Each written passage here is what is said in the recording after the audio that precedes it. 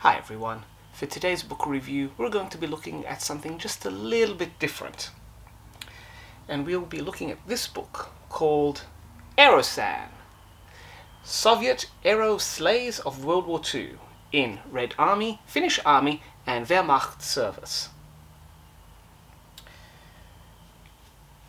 What appeals to me regarding these contraptions is just their aesthetic. They feel that even though they were used in World War II and the Russian Civil War, they feel that they could be perfectly in place in this alternative ice-themed post-punk Mad Max post-apocalyptic type environment. These are basically Aero Sleighs, motorized sleds that were used in conflict. And they come in all forms, shapes and sizes. You've got machines that are basically buggies with a driver and one machine gun out in the open, freezing. You have others that look like buses on sleighs, Volkswagens on sleighs. Little armored contraptions with machine gun posts.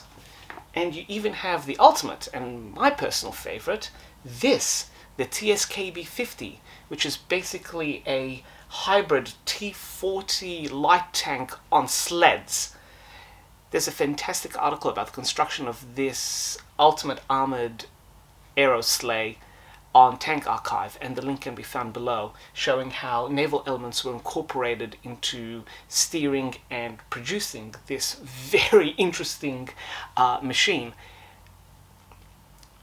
Putting a big gun on an Aero Sleigh proved to be too much in this instance to be practical.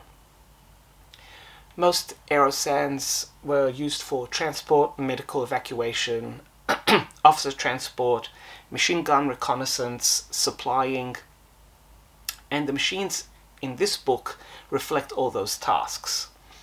The book goes through a history of how the aero sleds were used in conflict, first in the Russian Civil War, developments in the 1930s, and then their use in World War II, particularly in the war with Finland, the invasion of Russia, the continuation war, and also how the Germans used their captured Aerosans and adapted them for use out in the Russian theater as well.